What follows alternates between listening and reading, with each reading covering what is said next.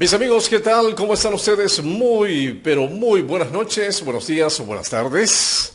Un saludo muy atento y muy cordial desde aquí, desde la querida ciudad de Guayaquil, el puerto principal del Ecuador, conocida también como la Perla del Pacífico. Aquí estamos de vuelta junto a ustedes para brindarles nuestro enfoque bíblico de hoy. Mi nombre es Gustavo Cisneros Castillo y va a ser todo un gusto y placer el poder acompañarles en este tiempo de estudio de la palabra del Señor. Les recuerdo que hemos venido ya iniciando nuestra serie de acontecimientos finales. Justamente hemos ya hablado acerca de cuál debe ser la postura de la iglesia y de todo cristiano al respecto de este tema, que es apasionante a propósito, pero que a muchos los confunde, a muchos los llena también de cierto grado de temor, de desconfianza, de terror en algunos casos.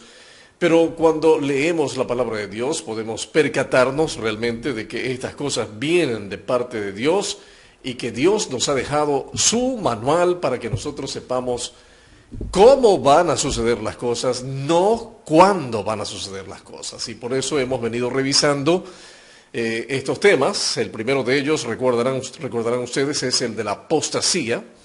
El segundo evento es el arrebatamiento, la gran tribulación, el tribunal de Cristo, las bodas del Cordero, la segunda venida de Cristo, el Armagedón, el milenio, el juicio del trono blanco y cielos nuevos y tierra nueva. De eso pues es que estamos justamente hablando aquí en Enfoque Bíblico. Y esta noche, como un segundo acontecimiento importante de estos últimos acontecimientos, vamos a estar hablando del arrebatamiento o el rapto de la iglesia. El rapto de la iglesia o el arrebatamiento es el segundo de estos acontecimientos que a propósito están enmarcados en esta lista que nosotros hemos confeccionado a propósito por revisar algunos pasajes bíblicos muy importantes. Saludos cordiales para Marta Muñoz, para Tanya Vanessa, también para Raquel Esther Pazmiño, muchas gracias, Pastiño más bien. Saludos también para Otilia Córdoba de Pazmiño, están en nuestra sintonía. No se olviden de decirnos dónde se encuentran ustedes ahora que nos están viendo, y para nosotros va a ser un tremendo placer el poder saludarles y una bendición también. Bueno, el arrebatamiento tiene que ver justamente con la iglesia del Señor Jesucristo, esta iglesia fiel, esta iglesia cristiana que espera al Señor con ansias, esa iglesia que es capaz de decirle al Señor: ven, Señor Jesús, te esperamos, ya queremos que vengas. Ven, Señor Jesús. Esa iglesia fiel, esa iglesia va a ser arrebatada, va a ser llevada por el Señor. Es verdad que la palabra rapto no la encuentra usted literalmente en la palabra del Señor, por lo menos no en nuestra versión, ¿no? La versión Reina Valera en español, pero definitivamente el tema del arrebatamiento, o más bien la palabra arrebatamiento, pues ese es el tema del que la palabra del Señor abunda, ¿no? Sobre todo en el Nuevo Testamento. Ahora, la palabra rapto viene de una voz griega que significa, o que más bien es harpazo, rapto. Y en algunos otros pasajes bíblicos se la utiliza para denotar justamente el traslado de una persona o de una cosa a otro lugar. Por ejemplo, tenemos lo que dice el libro de Hechos, justamente en el capítulo número 8, el versículo número 39, recordarán ustedes ese episodio cuando el evangelista, el diácono y evangelista Felipe fue hasta el desierto, ¿verdad? Y allí se encontró con este eunuco y le predicó la palabra de Dios. Dice el versículo número 39 que cuando subieron del agua, porque el eunuco fue bautizado por Felipe, cuando subieron del agua, escuche usted, el Espíritu del Señor arrebató a Felipe y el eunuco no le vio más y siguió gozoso su camino. Mire usted, arrebató a Felipe. Allí aparece la palabra griega harpazo. Entonces, mire, es un término que en el Nuevo Testamento, a propósito, también se utiliza. Y lo encontramos también en la segunda carta a los Corintios, en el capítulo número 12, cuando el apóstol Pablo habla justamente de que él fue trasladado, fue llevado hacia otro lugar, en este caso hacia el tercer cielo.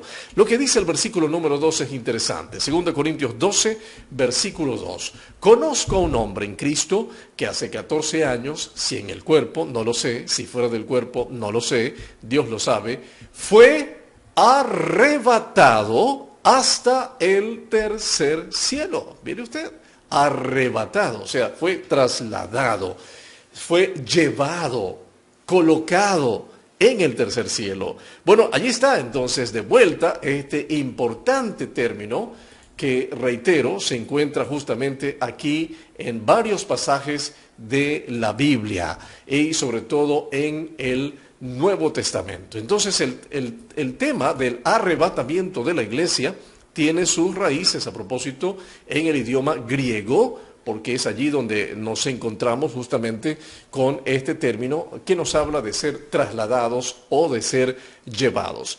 Así que vamos a entrar de lleno a los pasajes bíblicos que de manera efectiva, por cierto, nos hablan de este acontecimiento, este segundo acontecimiento. El primero ya sabe, ¿no? La apostasía, ya lo explicamos en nuestro estudio anterior. Así que vayamos a la palabra del Señor. ¿Qué le parece? Veamos lo que dice 1 Tesalonicenses, capítulo 4, los versos 16 al 18. Usted puede buscar allí, por favor. Desde los Estados Unidos, un saludo desde Virginia.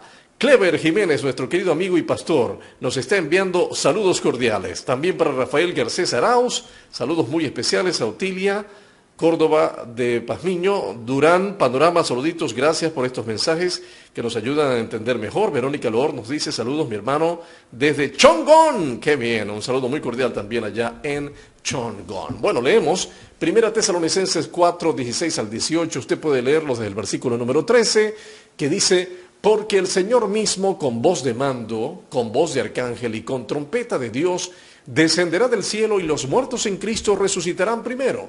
Luego nosotros, los que vivimos, los que hayamos quedado, ¿qué dice?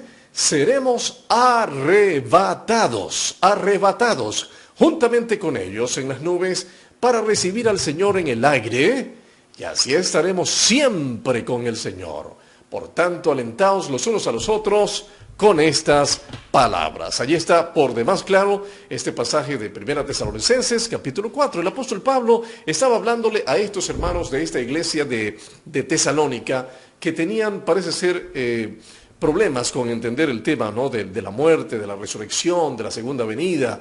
Estaban acongojados y tristes, como no era para menos, ¿verdad?, cuando se pierde a un ser querido.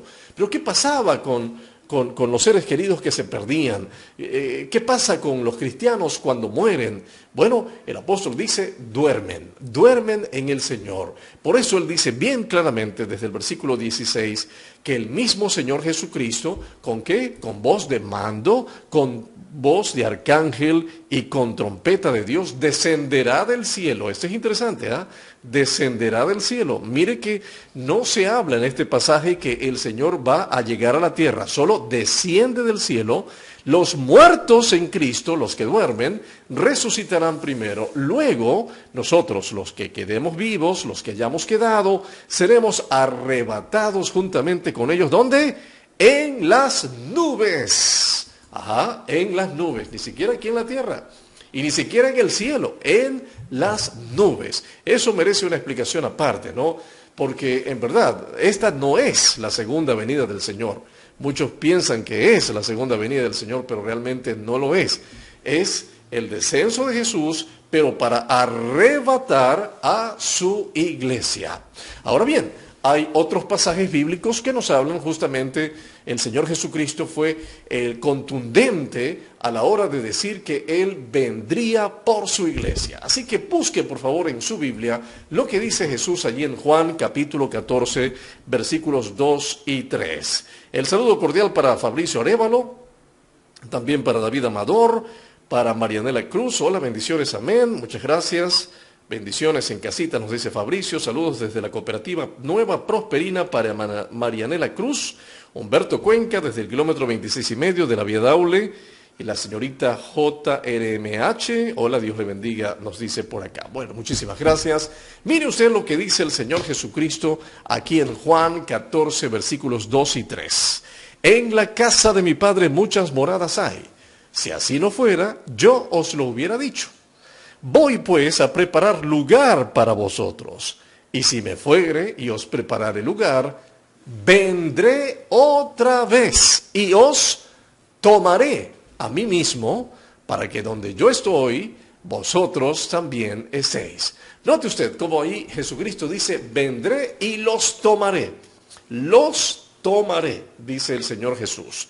Esa es la idea también en la que el Señor Jesucristo, de manera muy enfática, dice que Él viene a recoger a su pueblo, a su iglesia, la iglesia que le dice constantemente, ven Señor Jesús. Esa iglesia que está allí caminando, ese pueblo, esa gente, esos hijos de Dios que están en plena comunión con el Señor, apartados de toda contaminación, viviendo para Dios.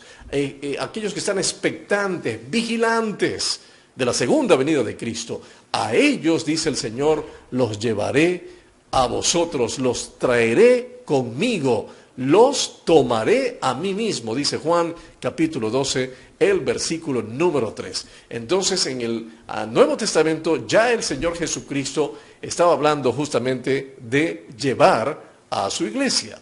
Veamos ahora otro pasaje que es bastante interesante y que nos habla, por cierto, de un detalle muy particular al respecto del arrebatamiento de la iglesia.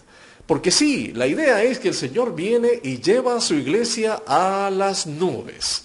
Ahora usted se imaginará que llegar a las nubes no es una cuestión tan sencilla, ¿verdad? Cuando una persona viaja en un avión, por ejemplo, o en una nave espacial, a determinada altura ya no tiene oxígeno, no tiene cómo respirar. Entonces, ¿cómo va a ser el Señor con ese pueblo que va a llevar hasta las nubes? Tiene, por cierto, que hacer algo para que esas personas puedan estar allí con toda normalidad, que no se vayan a morir, ¿verdad? Que no vayan a padecer. Bueno, lo que va a suceder nos lo explica de manera muy clara el apóstol Pablo allí en 1 Corintios capítulo número 15. Saludos también en esta hora para Jefferson Chacón desde Colombia. ¡Qué bien! Un saludo cordial para Jefferson. Un abrazo. Excelente tema, eso es lo que necesita la iglesia, conocer escatología bíblica, saber qué sucederá a la luz de la Biblia. Saludos, querido pastor, nos dice Rafael Garcés. Muchas gracias, Rafael. Efectivamente, pues nos hemos dedicado a estos temas.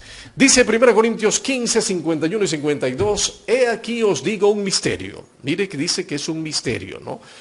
Para el apóstol Pablo, en su humana carnalidad y en sus falencias, en sus debilidades, el tema no era del todo claro, como no lo es del todo claro, todavía no lo entendemos a cabalidad, por eso se llama un misterio.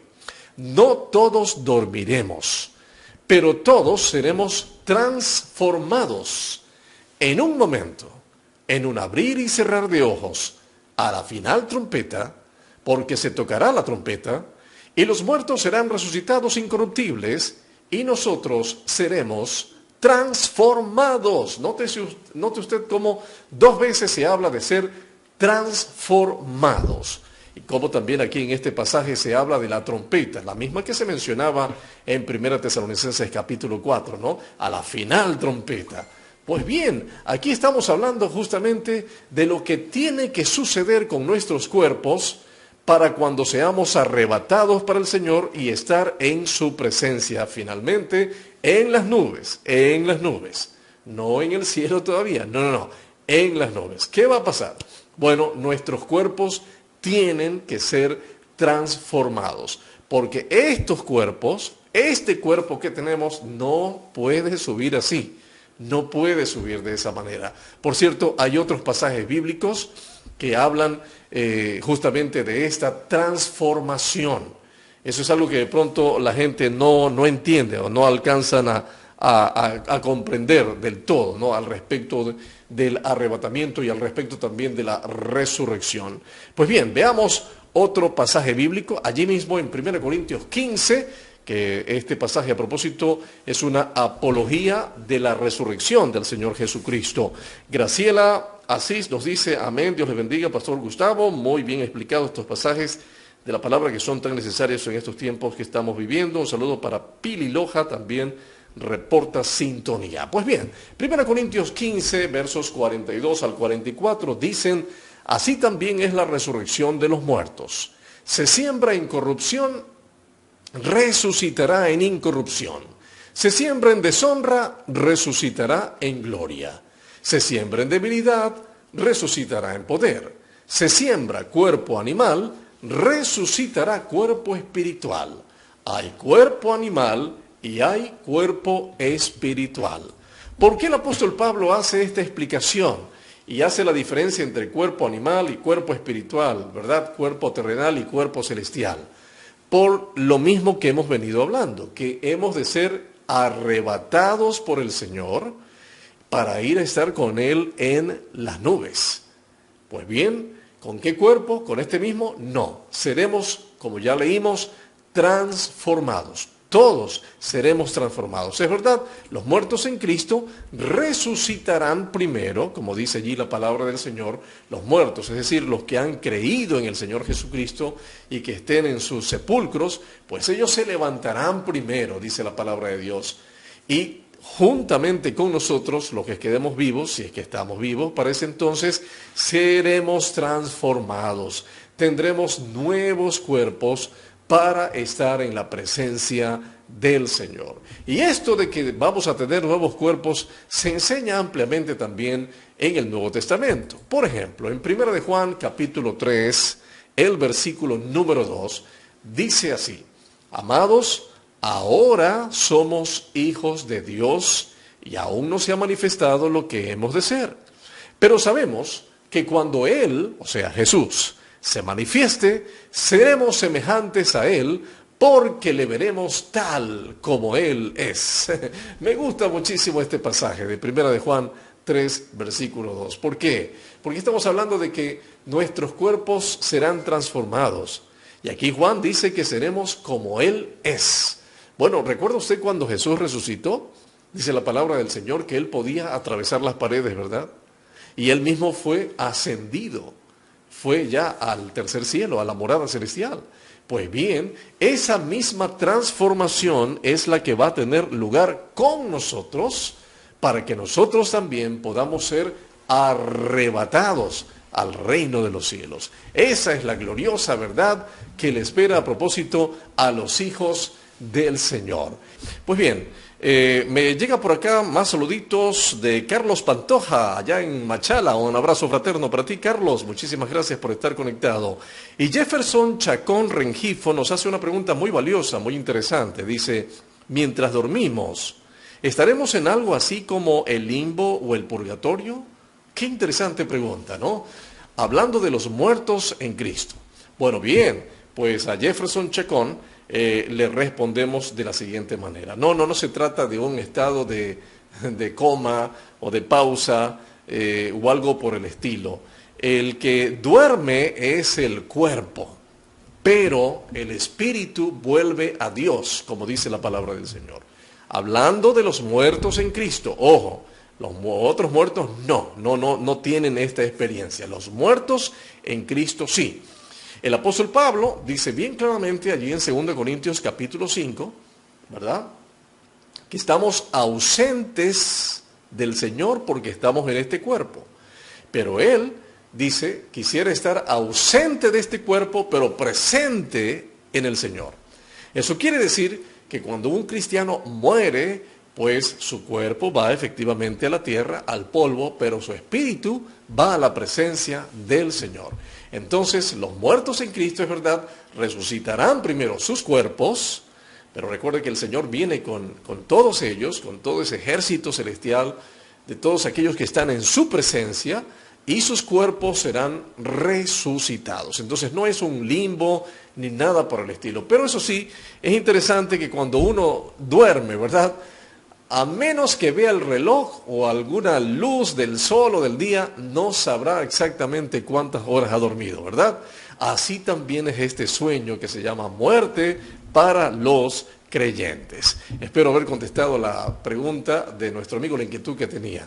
Se trata justamente de ese momento en que morimos, pero vamos a la presencia del Señor. Por eso, cuando un creyente muere, y eso es lo que dice 1 Tesalonicenses capítulo 4, ¿verdad?, que nos alentemos con estas palabras, porque cuando un creyente muere, va su espíritu, su alma, a la misma presencia del Señor. Bien, vamos a seguir adelante hablando de este tema impresionante que es el tema de el rapto de la iglesia o el arrebatamiento. Pero permítame rapidito leer otros mensajitos. Gracias, nos dice Jefferson. Gustavito Córdoba, un saludo como cordial también. Por acá nos dice Juan López, esto es una teología escapista, mas no una escatológica consumada. La teoría del arrebatamiento data del siglo XVIII por un jesuita, Manuel Lacunza. A ver, está bien largo su mensaje. No tiene más de 300 años esta historia. Fue apoyada por el doctor Darwin y el doctor Moody, sustentada por un sueño que tuvo una señorita Margaret MacGregor. De ahí dividieron la venida de Cristo. Bueno, está hablando de una hipótesis, recuerdo, ¿no? Sería en este caso. Pero lo cierto es que no se trata de una teología escapista, se trata de una teología real, ¿no? Muy interesante el comentario de nuestro amigo, pero no lo compartimos realmente, porque creemos que la palabra del Señor lo enseña de manera enfática, y ya vamos a ver casi al final de este estudio por qué creemos en el arrebatamiento, por qué creemos efectivamente que el Señor viene por su iglesia. Este tema no es viejo, estamos citando pasajes bíblicos que datan pues de la época de la iglesia primitiva misma, ¿no? Y de la época del Señor Jesucristo también. Ahora, quería hacerles referencia al respecto de este tema del arrebatamiento o de ser llevados o trasladados con unas figuras que aparecen en el Antiguo Testamento. Y por supuesto nos referimos en primer lugar a la figura de este hombre llamado Enoc. Saludos para César Muñoz desde Montebello, excelente tema nos dice. Bueno, dice Génesis 5, 23 y 24, hablando de este hombre, Enoc, que todos los años de Enoc fueron 365 años. Vivió 365 años. Recuerde que Enoc es el padre de Matusalén, ¿eh? Caminó pues Enoc con Dios y desapareció. Dice el versículo 24 de Génesis 5. Desapareció porque Dios lo llevó consigo. ¿Qué le parece? Este hombre no gustó la muerte, ¿verdad? No experimentó la muerte, sino que fue arrebatado por el Señor, ya en el Antiguo Testamento. Mire usted esa interesante figura, ¿no? La de Enoc. Hay una historia infantil que se cuenta muy bonita a propósito de este hecho de Enoc, ¿no? Que Enoc salía todos los días y le decía a Dios, Dios, Señor, te llevo a mi casa, todos los días, y lo llevaba a su casa, hasta que un día finalmente Dios le dijo, Enoc, ahora yo te llevo a mi casa. Y se lo llevó, ¿verdad? Lo arrebató, lo trasladó sin haber experimentado la muerte. Puede ser que ese sea nuestro caso. ¿Quién sabe? Si el Señor nos encuentra vivos, ¿verdad? Que no vamos a experimentar la muerte, mas sin embargo el Señor mismo nos va a llevar. Pero hay un segundo caso en el Antiguo Testamento, y por cierto algunos de ustedes tal vez lo puedan reconocer, y es el caso de el profeta Elías. Saludos para Lidia León, para Linda Carrión, que también están en esta hora viéndonos y escuchándonos. Dice el segundo libro de Reyes, capítulo 2, los versículos 11 y 12. Y aconteció que yendo ellos, nos referimos al profeta Elías y a su ayudante Eliseo, o a su siervo Eliseo, que también más luego sería profeta. Y aconteció que yendo ellos y hablando, he aquí un carro de fuego con caballos de fuego, apartó a los dos. Y Elías subió al cielo en un torbellino. Viéndolo, Eliseo clamaba, Padre mío, carro de Israel y su gente de a caballo. Y nunca más le vio. Y tomando sus vestidos, los rompió en dos partes. Estamos leyendo Segundo de Reyes 2, versículos 11 y 12. Ese es otro ejemplo de una persona que sin morir físicamente fue llevada al cielo, fue trasladada al cielo. Elías, el profeta Elías. Enoc y también Elías. Son figuras a propósito del arrebatamiento de la iglesia y en este caso de aquellos que estén vivos o estemos vivos cuando el Señor venga, ¿no? A llevar a su pueblo. No la segunda venida, esa es después. La segunda venida de Cristo es el arrebatamiento, llevar a su iglesia a las nubes, ni tampoco allá al tercer cielo, ¿no? O al paraíso, como se lo conoce también en 2 Corintios 12.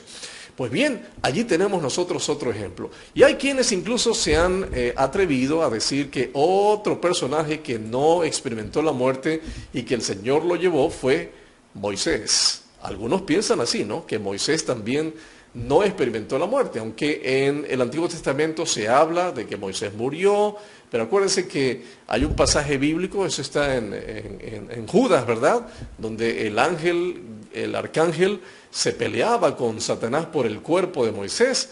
Bueno, hay quienes especulan de que Moisés pudo haber sido también trasladado, ¿no? Porque nunca se encontró el lugar o nunca se supo el lugar donde fue sepultado Moisés. Y hay otro dato interesante, ¿no? En la transfiguración, mire usted, cuando Jesucristo se transfigura, recuerda, en el monte, allí delante de sus discípulos más cercanos, ¿qué ocurrió? Al lado de Jesús estaban dos personajes, Elías, el que fue trasladado o fue traspuesto o fue raptado, por decirlo de alguna forma, figurada, ¿y quién más? Moisés. Interesante, no hacemos doctrina de aquello, ¿verdad? Lo dejamos allí, nada más para aquellos que tengan su opinión, pero a mí me parece por demás interesante. Entonces hemos revisado estos dos casos del Antiguo Testamento que nos hablan de una figura de cómo la iglesia podría ser también, y va a ser más bien, arrebatada. Pero hay otra evidencia más, ¿no? En el libro de Apocalipsis, y esta vez le invito a que abra Apocalipsis capítulo 4, versículo 1. Nuevamente tenemos más saluditos a esta hora, qué bien, muchas gracias por unírsenos. John Isaac Villamar dice: el problema doctrinal radica en la diferencia en el arrebatamiento de la iglesia con la segunda venida de Cristo a la tierra. Claro, ya hemos hecho la diferencia, ¿no? Una cosa es arrebatamiento, otra cosa es segunda venida. Ya hemos visto también ese ejemplo, ya en el gráfico que hemos venido presentando con anterioridad. Lo voy a colocar de nuevo, ahí está: apostasía, lo primero; segundo, arrebatamiento; tercero, gran tribulación, que es nuestro próximo tema, Dios mediante; tribunal de Cristo y bodas del Cordero, que van casi de la mano; segunda venida, ahí recién, el Armagedón, milenio, juicio del trono blanco, los cielos nuevos y la tierra nueva. Pues bien, vamos ahora a Apocalipsis capítulo número 4, donde nosotros encontramos de manera clara también otra figura de lo que significa que la iglesia será arrebatada. Y vamos a ver una razón poderosa por la cual creemos que la iglesia va a ser arrebatada, como enseña la Biblia. En Apocalipsis capítulo 4, versículo 1, dice Juan, el autor de este libro: después de esto miré, y he aquí una puerta abierta en el cielo. En el cielo. Y la primera voz que oí, como de trompeta, hablando conmigo, dijo: sube acá. Eso es interesante, me gusta mucho esa frase. Sube acá, ¿ah? Y yo te mostraré las cosas que sucederán después de estas. Qué interesante. Un saludo cordial también para Antonita Cisneros, que nos está viendo a esta hora. Muchísimas gracias por hacerlo, en verdad. Nos complace mucho que nos estén viendo. Miren, si usted ha leído el libro de Apocalipsis, y recuerden que nosotros empezamos en Enfoque Bíblico analizando el capítulo 2 de Apocalipsis, ¿verdad? Hasta el capítulo 2, por cierto, hablamos y hicimos una pausa, preferimos hablar de otros temas para más adelante, si Dios nos presta la vida, seguir con este estudio de este libro magnífico. Pero en el capítulo 2 y capítulo 3 de Apocalipsis, usted debe recordar que se trata de las iglesias. El Señor Jesucristo hablándole a las 7 iglesias, que representan a la iglesia universal, ¿verdad? A la iglesia de todas las épocas, de toda la historia del cristianismo hasta la actualidad. Capítulo 2 y 3. Y cuando ya termina con la última de estas iglesias, la iglesia de Laodicea, a propósito, que muchos intérpretes y comentaristas dicen que es la iglesia que nos representa a nosotros en la actualidad. Uy, bastante fuerte ese tema. Bueno, cuando ya termina de enviarle esos mensajes a estas iglesias, es en el capítulo 4, que el Señor le dice, que escucha una voz, Juan, una voz como trompeta, y le dice, sube acá, sube, y te mostraré las cosas que sucederán después de estas.